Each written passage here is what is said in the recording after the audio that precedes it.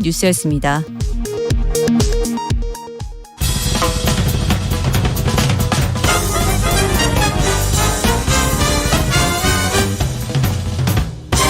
훅 인터뷰.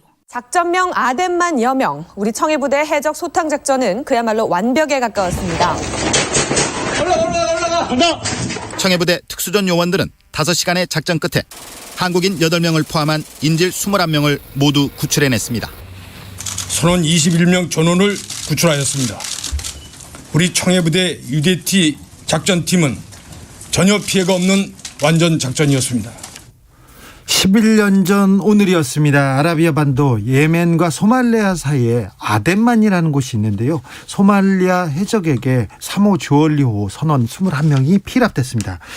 그래서 아덴의 여명, 우리 군이 대한민국 청해부대가 거기까지 가서 총상을 입은 석해균 선장을 구출하고 나머지 선원들도 완벽하게 구출했습니다. 대한민국 해군의 위상을 전 세계에 알렸는데요. 그 용맹했던 아덴만의 영웅 모셨습니다. 황기철 전 작전사령관입니다. 지금은 국가보훈처장 맡고 있습니다. 안녕하세요. 예, 안녕하십니까. 네, 오늘이 아덴만 작전 11주년입니다. 네, 그때 많은 생각 드시죠? 예. 네. 벌써 11년이 되었네요. 그러니까. 그때 작전사령관으로 거기 직접 가셨어요? 현장에서는 있고 저 작전사의 지휘소에서 지휘하는 그런 역할을 했습니다. 네네. 그래서 저는 오늘 그 부산 해군 작전사에서 있었던 그 기념식에 참석을 하고 왔습니다. 네. 해외에서 있었던 첫 군사작전이라고요? 예, 그렇습니다. 우리 선원을 한 명의 어떤 그 피해도 없이 네. 예, 완전히 구출한 그런 작전이었죠. 우리 군이 훌륭하고 우수합니까? 예, 정말 우수하죠. 예. 근데 소말리아 해적이 병력도 별로 없고 수준이 조금 떨어졌던 건 아닙니까? 아닙니다. 그렇게 이제 보면 네. 소말리아에 있는 해적들은 아주 훈련도 잘 돼 있고 그래요? 예, 조직적이고 뭐 예를 들면 세계적인 어떤 그런 조직을 가지고 있는데 특히 뭐 돈을 대주는 사람, 그 다음에 직접 그 행동하는 사람, 네. 그리고 또 행동이 끝나고 나면 협상하는 사람, 이렇게 아주 조직적이고 체계적으로 돼 있고 훈련도 너무 그 아주 잘 돼 있는 그런 조직입니다. 그러니까 또 납치를 또 주업으로 하고 있는 해적이니 만만한 상대는 아니었군요. 그럼요. 우리도 물론 잘 하지만은 해적의 어떤 그런 기량들도 또 저희들이 간과해서는 되지 않습니다. 그 해적들을 제압하고 작전 성공할 수 있었던 요인은 뭡니까? 먼저 그 당시 보면 2010년도에 천안함과 그 연평 포격도발 그런 사건이 포격전 사건이 있었지 않습니까? 네.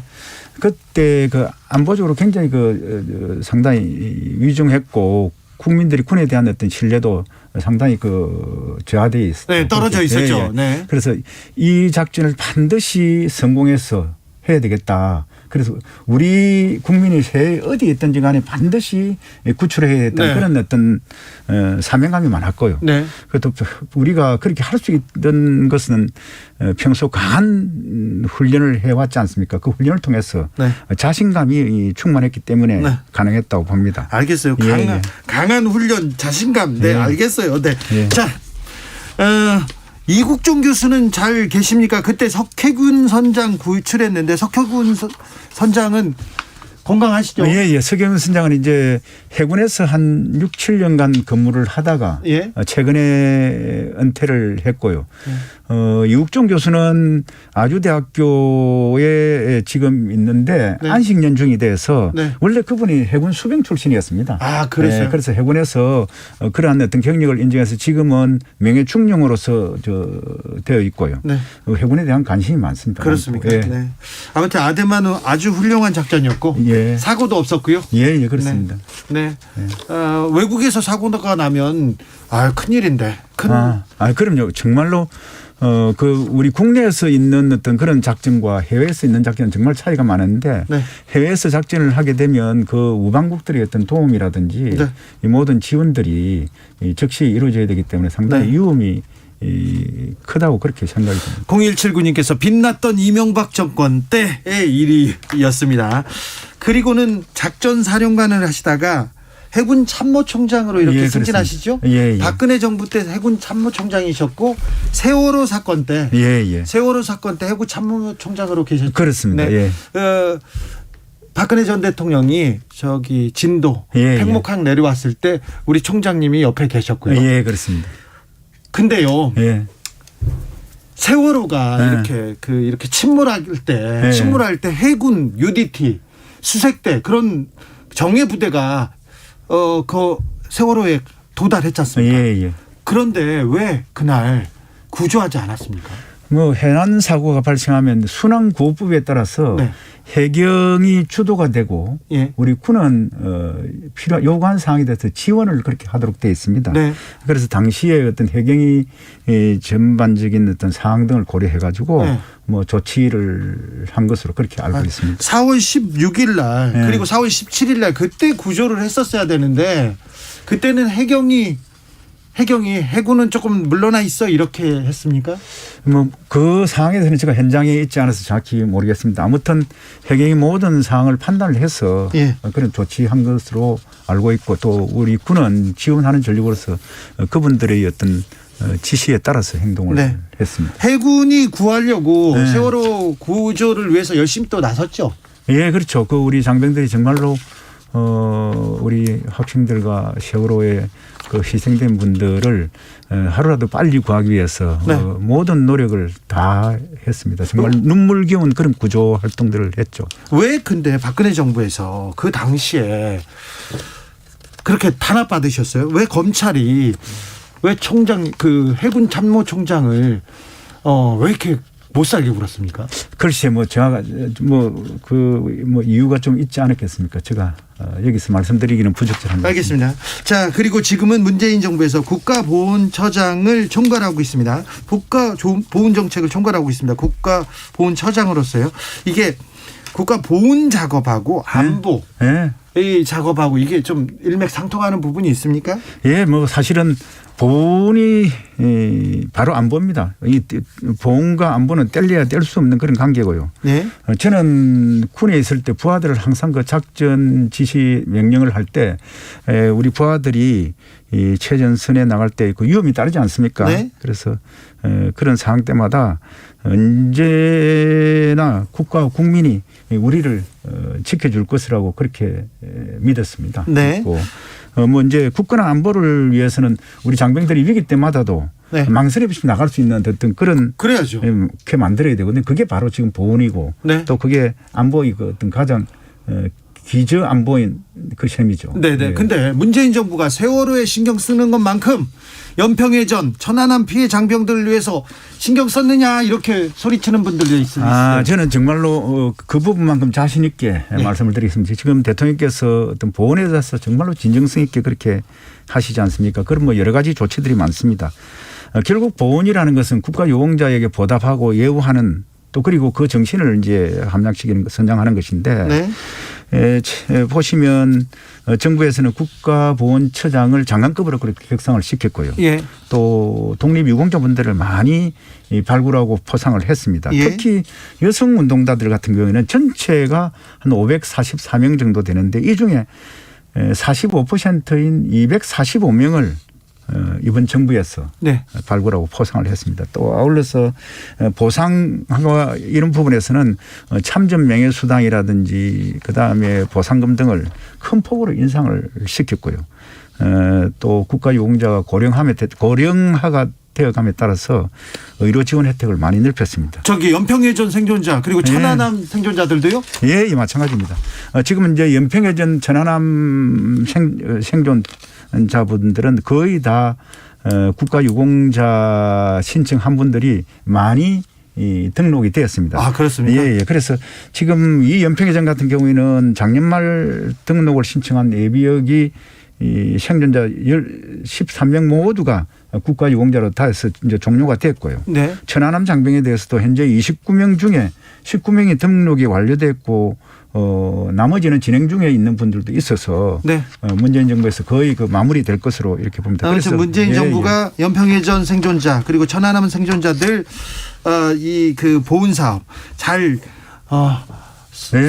뭐 섭섭지 않게 잘 지금 처우를 대우하고 있습니까? 예, 국가가 어떻게 보답하고 책임지는가가 국민들께서 보훈에 대해서 느낄 수 있는 그런 바로미터라고 생각을 합니다. 장관님 이것도 예. 좀 물어볼게요. 예, 예. 전투 군인들 또 위험한 분들도 막 있는데 예, 예. 경찰이나 소방 공무원들도 예, 예.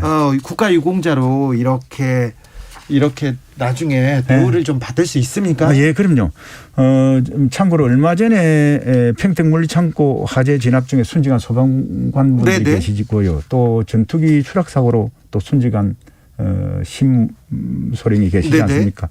뭐 이분들 같은 경우에는 당연히 그런 사실관계가 명백하기 때문에 네. 지금까지 해오던 어떤 보훈 심사 절차 등을 생략하고 네. 곧바로 국가가 책임지고 예우하도록 그렇게 조치를 하고 있습니다. 알겠습니다. 2565님, 아유 그렇군요. 보훈이 잘 돼야 합니다. 그러면 국가를 위해서 국민을 위해서 애쓰다가 이렇게 다치거나 순직하신 분들한테는 국가가 예, 예. 국민들이 예우를 해야죠. 그게 또 선진국이고 강대국이죠. 해군 참모총장이고요. 작전통이고 그래서 제가 좀 물어볼게요. 예. 미국하고 훈련도 많이 못하고 복무기간도 줄어들어서 예, 예. 우리 군 예전만큼 못하다 군사력 떨어졌다 약화됐다 이렇게 비판하는 사람들이 있는데 어떻게 보십니까? 아유, 지금 그렇지 않습니다. 지금 제가 뭐 오랫동안 군 생활한 바에 의하면 우리 병사들이 정말 똑똑하고 유능하지 않습니까? 그렇죠. 어느 때보다도 교육 수준도 높고 또 여러 가지 재능도 많습니다. 그래서 중요한 것은 이 자원들을 학교나 사회에서 배운 것을 어떻게 잘 군에서 적용을 시키고 예. 또 이해시키는가 관건인 것 같습니다. 네. 예전에는 뭐 다 몸으로 싸운다는 그런 생각을 해서 그런지 근데 요즘은 몸이 아니라 실력으로 싸우지 않습니까? 네. 그래서 앞으로 우리 간부들이 군에서 더 많이 고민해서 전투력을 최대로 맥시마이즈 해야 된다고 네. 그렇게 생각을 하고 있습니다. 차장님 우리 안보 네. 미래는 어떻습니까? 어떤 방향으로 또 가야 할까요? 지금 제가 볼 때는 실용적으로 가야 된다고 이렇게 생각을 합니다. 네. 다시 말씀드리면 어떤 포괄적인 어떤 위협에 대응한 핵심 전력을 위주로 해서 미래를 준비해야 된다고 보는데요. 예를 들면 문재인 정부에서 한국형 항공모함 사업을 추진토록 그렇게 했지 않습니까? 이러한 그 핵심 전력 같은 경우는 북한이나 주변국에 대응해서 포괄적 안보 능력을 획기적으로 향상시킬 수가 있고요.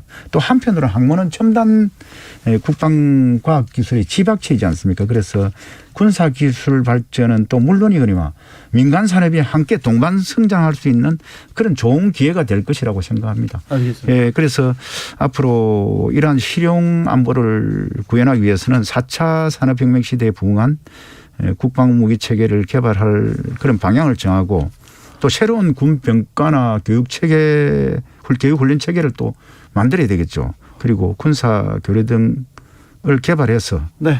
추진해 나가야 될 것으로 봅니다. 북한이 핵실험한다고 또 ICBM 쏜다고 막 이렇게 엄포를 놓는데 걱정 안 해도 됩니까? 예, 우리 국민들 안심하고 군에서 정부에서 모든 조치들을 다 하고 있습니다. 자, 이 정부가 장병들 천안함 생존 장병을 비롯해서 국가에 기여하다가 국가를 위해서 싸우다가 다친 사람들을 위해서는 잘 하고 있는 거죠. 최고의 예우를 하고 있죠. 예, 그렇습니다. 예, 이 부분은 뭐 잘 아시지만은 우리가 가족 중에 누가 한 분이 다치면 그 가족이 돌보듯이 우리 국가를 위하다가 다치시거나 네. 한 분들에 대해서는 우리 국가와 국민이 책임지고 그분들에 대해서 보상하고 예우하도록 그렇게 최선을 다하고 있습니다. 책임져 주십시오. 예, 당연히 책임지겠습니다. 알겠습니다. 지금까지 황기철 국가보훈처장이었습니다.